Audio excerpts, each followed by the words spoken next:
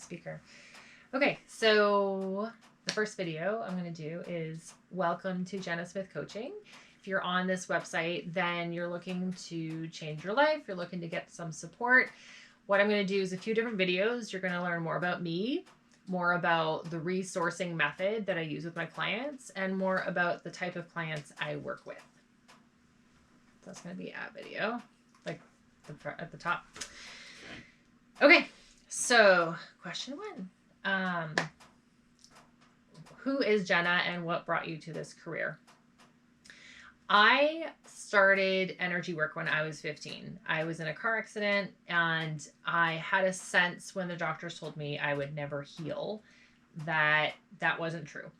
So a series of events happened, and this is what I'll talk about in later videos, like synchronicities and when things really align, when you need something and how it shows up. But that happened for me. I stumbled upon someone who did Reiki, and I didn't know what that was at the time. And so at the age of 15, I started to learn energy work, and I started to learn healing, and that you don't just have to have the life that you have in front of you, and that there are options, and there's this whole other world available to heal my body, but also improve my entire life. So at 15, that was huge. But I actually wanted to be a singer. So it wasn't my goal to do working online as an online coach. That wasn't even really a career at the time. I really wanted to be a singer. So that was always what I wanted to be doing. And then I was healing on the side. I was healing so that I could enjoy this thing that I really wanted to do as a career. That brought me to university where I studied music. But as I was at music school, I realized that isn't actually going to be a lucrative career, that it was actually really hard in the music business. They kind of own you as a record company. So when I figured that out, I just had $40K in debt and didn't know what to do. So I found a job in the fitness industry, and the fitness industry was this awesome place for me to just learn how to work with clients and realize that when I hung out with people for long enough, their life would start to actually change. And so as I was working with clients and enjoying that, I decided I'd be a psychotherapist. And so I went to my psychotherapy training, and that helped me learn more about the mental, emotional side, relationships, healing the past. And that was really important because I needed to do that myself. But at the same time, in the fitness industry, you're learning how to set goals and get them and work with people. So those two worked really well together. And all the while I was doing that, I had a mentor in shamanism. So another random event where I met him at a music festival where I was doing massage. And he ended up teaching me how to tune into my center, connect to my spirit, all things that I had no access to at this level before. And it really helped me to see beyond the mind.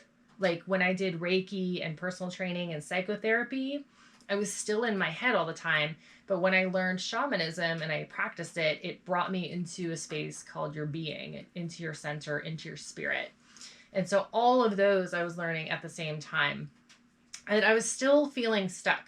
I had psychotherapy clients, I had personal training clients, I had Reiki clients, and I wasn't singing and I wasn't doing what I really wanted to be doing. So I felt stuck. I felt like I didn't know what was going on, even though it looked like my life made sense. And that brought me to my next teacher, which was ontological coaching, and his name was Hans, and he was from California. So I met him through a music agent. And again, my teachers kind of find me, and it wasn't something I sought out, but I was interested in this world called coaching. And he invited me into his coach training. He was in California. It was on Skype at the time. And Skype was scary to me because I didn't understand it. So I started that coach training 3 months into his coach training. And it was huge because it taught me the tools that were missing in all of the other things I had learned. It taught me, okay, so now you've done the healing and psychotherapy, but now what? Who are you becoming? How are you creating that life? How are you doing it in a way that is deeply connected to who you really are, not an ego idea of what you think you need to be in order to succeed or in order to be happy and all of these things we all want. And so for me, that was me being my own petri dish of this work, and I did the ontological coach training.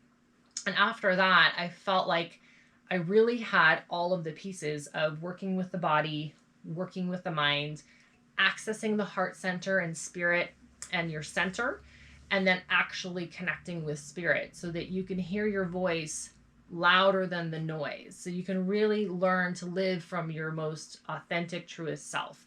So the ontological coach training helped me put everything together, and it gave me a business model so I could work online, see my clients, see people all over the world, and meet them where they're at. It's just so cool to be able to open up the computer and see people and help them and bring all of these tools into one form of healing.